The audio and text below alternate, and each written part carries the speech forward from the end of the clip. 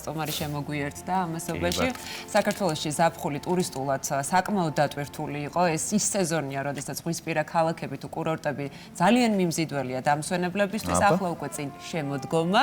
მასთან დაკავშირებული ემოციები და შთაბეჭდილებები გველოდება. მით უმეტეს 4-ვე სეზონის ფარგლებში საქართველოში უამრავი გასაოცარი ადგილი შეგვიძლია აღმოვაჩინოთ და ეს ძალიან კარგად ვიცით, რომელიც ნებისმიერი გემოვნების ადამიანისთვის საინტერესო გამოცდილება იქნება. ტურიზმის ეროვნული ადმინისტრაცია ქვეყნის ტურისტული პოტენციალის პოპულარიზაციისთვის ქვეყნის შიგნით და გარეთ არაერთ აქტივობას ახორციელებს და ზუსტად ამიტომ დღეს მაია ომიაძე ტურიზმის ეროვნული ადმინისტრაციის ხელმძღვანელი გვეტყვის, რომელ კუთხეს ვესტუმროთ საქართველოს მასშტაბით შემოდგომის სეზონზე. მოგესალმები.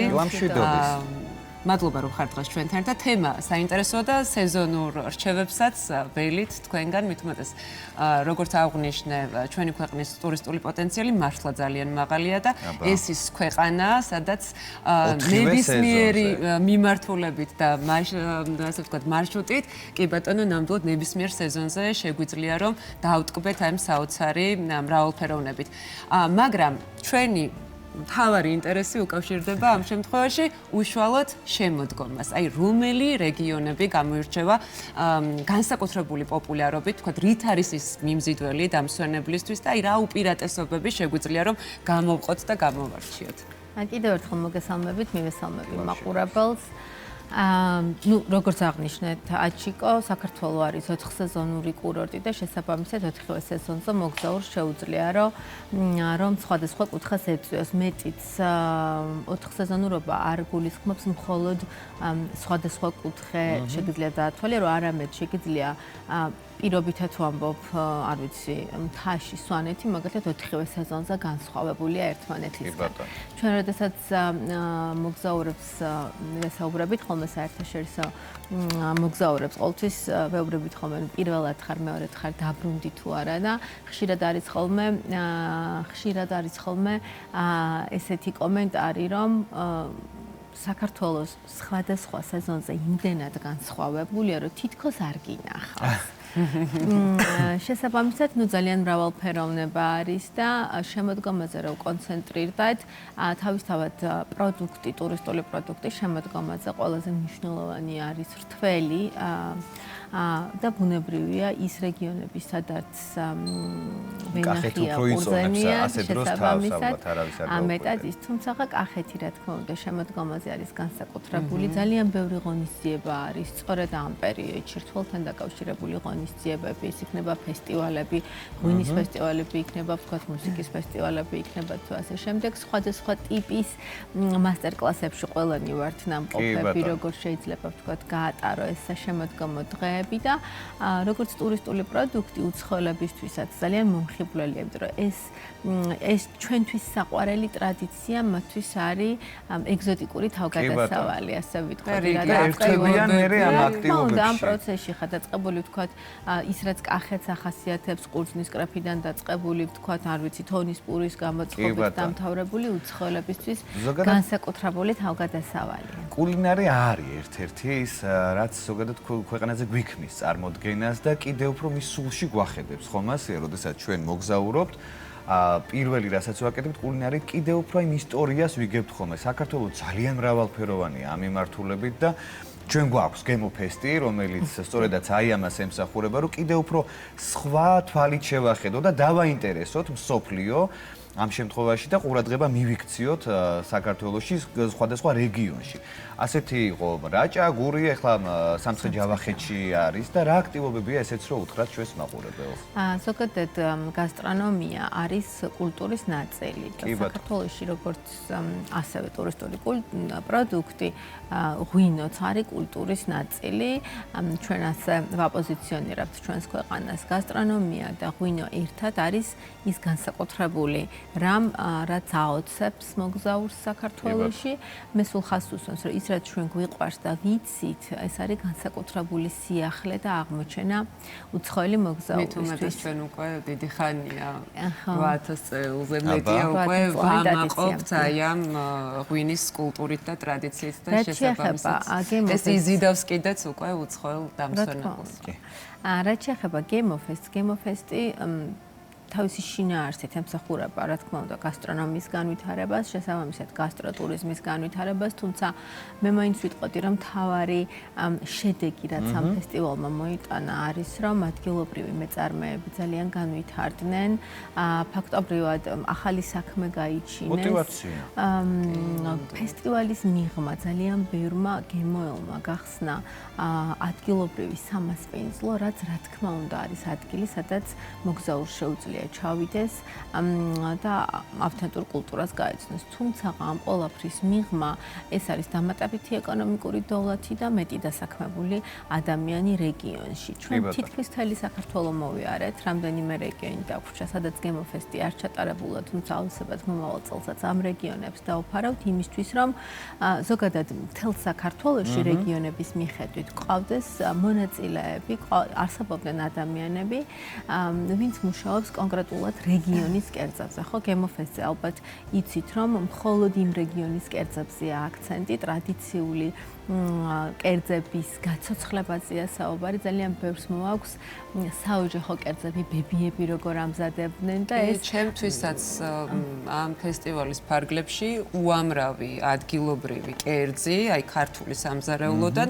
მართლა აღმოჩენა იყო, იმიტომ რომ თითქოს მეტნაკლებად ვიცით, რომელი კუთხისთვის, ასე ვთქვათ, რა გემოებია დამახასიათებელი, მაგრამ როდესაც უშუალო შემხებლობაში შევდივართ, მე ვხვდებით, რომ ეს ყველაფერი კიდევ უფრო მრავალფეროვანია, კიდევ უფრო საინტერესოა და ჯერ აქ ჩვენს ქვეყანაში გვაქვს ბევრი რაღაც თავიდან აღმოსაჩენი და შესაძლებელი. აი გურია იყო ამის კლასიკური მაგალითი ჩემთვის, იმიტომ რომ ნამდვილად გულწრფელი ვიქნები და არ წარმომედგინე თუ გურიაში ესეთი მდიდარი გემოები შეიძლება და ყოფილიყო. სამცხე-ჯავახეთი ასევე განსაკუთრებული რეგიონი იქნება, იმიტომ რომ მასობრივად ხალხმა არ იცის, როგორი მდიდარია სამცხე-ჯავახეთი გასტრონომიული ტრადიციით, განსხვავებული, აბსოლუტურად განსხვავებული დანარჩენი პოპულარული არის და კარგია რომ ახლა ხელი ეწყობა. ხო, მარტო პოპულარულსაც არ არის, უბრალოდ უცნობია. ახლა იქ იყო მონაწილეები, ახლა როდესაც თეისტინგებს ჩვენი თანამშრომლები და შეფები აკეთებდნენ, აი ეს ყოველდღიურობაში, მათ ყოველდღიურობაში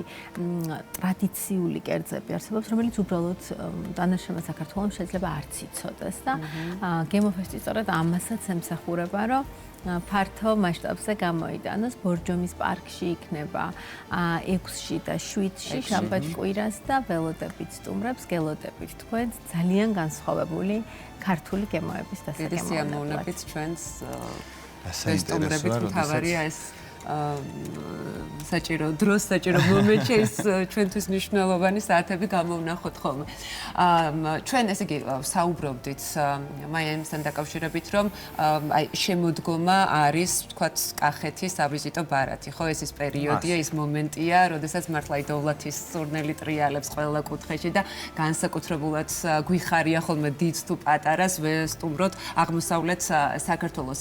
მაგრამ მე მაინტერესებს აი როგორც უცხოელი დამსვენებლისთვის, ასევე ვთქვათ ჩვენთვის ქართველებისთვის რამდენად მიმზიდველი ხდება არა ვთქვათ კახეთის მხარე შემოდგომის სეზონზე, არამედ იგივე მაღალმთიანი რეგიონები, ვთქვათ რამდენად მაღალია მიმართვიანობა, აი ვთქვათ გადავინაცვლოთ ხევსურეთში, რაჭაში და ამ მიმართულებით საინტერესოა როგორია თქვენი დაკვირვება. ზოგადად თბილისიც და დიდ ქალაქებზეც მინდა ვისაუბრო, იმიტომ რომ მათ შორის შემოდგომაზე განსაკუთრებულია თბილისი თავისი ტემპერატურით, განწყობით, გარემოთი, როდესაც ადამიანები ქალაქში ბრუნდებიან და ასე მაგრამ არა უშავს წინ. თუმცა მე რამდენიმე წლის წინ არ ვიყავი ნამყოფი, რამდენიმე წლის წინ ვიყავი რაჭაში, შქმერის საჩხერიდან შემოვლითი ახალი გზა რომ არის, თუ ხართ მაგზით შემოდგომაზე ნამყოფი, აი რაჭა ახსანეთ. ეგეთი ნაირფერი საქართველო არსად არ არსებობს. იმიტომ რომ ეს არის შემოდგომის ფოთოლცვენის პერიოდი, როდესაც ათასობით ფერში ირევა, ფოთლები ფერადდება და უბრალოდ ზღაპარს გავს. ვერ წარმოიდგენთ, რომ შეიძლება ნამდვილი ბუნება იყოს ეს ყველაფერი. შესაბამისად, მრავალფეროვნება ამ ქვეყნის განსაკუთრებით იქ, სადაც ბუნება არის და უცხოელისთვის განსაკუთრებით, სადაც შეიძლება რომ ეს ყველაფერი დაათვალიეროს, რა თქმა უნდა არის მთელ საქართველოში. რაჭაშიც განსაკუთრებულად ხო ხა წინა კვირაშიც ვიყავით რაჭაში და ჯერ კიდევ ზაფხულის სურნელი დაკრავდა ამ ყველაფერს, თუმცა ძალიან მალე უკვე შემოდგომაში გადავა. ხო, შემოდგომაში გადავა. ამიტომ ზოგადად პრეფერენციები სად უნდა იმოგზაუროთ საქართველოში? სადაც გინდა. ზუსტად, აი სადაც გაჩნია როგორ ხასიათზე ხარ და რას ელოდები იმოგზაუროთ. ხო, ისე სულ ყვირდები ხოლმე ჩვენი საქმიანობიდან გამომდინარე ვიცით, მაგრამ საქმიანობიდან გამომდინარე ხშირია ჩვენი არის ძირითადად ზაფხული. ანუ შემოდგომაზე რო ვიწყებთ სეზონს, გინდა არ გინდა მუშაობ და ამიტომ ძალიან რთულია ხომ და მე უცბად რაღაცა ფოტოს ვაწყდა დედა რა ლამაზია ნეტასად არის და ვა საქართველოა. რა ლამაზია ნეტასად არის საქართველოა. ხო, რაღაც სამწუხაროდ ისე რომ ხო შემოდგომაზე არ ვიცნობ კიდე ჩემს ქვეყანას ისე როგორც მინდა რომ ვიცნობდე აი წელიწადის ეს დრო მიყვარს ყველაზე მეტად. მიყვარს ერთია გავდივართ აქედან მეორეა.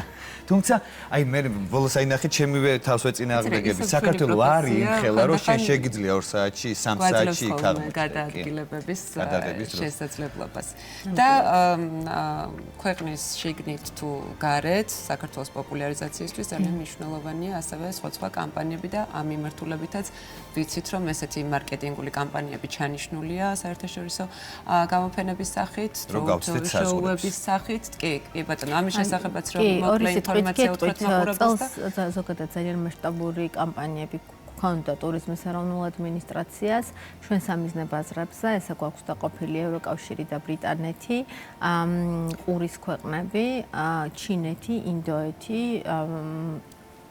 შორეულ ქვეყნებში ვთქვათ ამერიკის შეერთებული შტატები, სადაც ჩვენ ვახორციელებთ საკმაოდ მსუყე კამპანიებს, ყავს დიდი წარმომადგენლობითი კომპანიები, მათთან ერთად გვაქვს როგორც ადგილობრივ ტრადიციულ მედიაში, ქვეყნების მიხედვით კამპანიები, ისე საერთაშორისო რეპუტაბელურ მედიაში, წელს მაგალითად საქართველოს შესახებ ძალიან ბევრმა მაღალი რეპუტაციის მქონე საერთაშორისო მედიამ Financial Times-დან დაწყებული ლოგით დამთავრებული ძალიან პოზიტიური სტატიები მიუძღვნა და მოუწოდა დამსვენებელს, ასე ვთქვათ, რომ შემდეგ დანიშნულების ადგილად საქართველოს აღმოეჩინათ. რა თქმა უნდა, გვაქვს ახალი ბაზრები ინდოეთი და ჩინეთი, სადაც გვაქვს პირდაპირ ფრენები, ძალიან აქტიურად მუშაობთ იმისთვის, რომ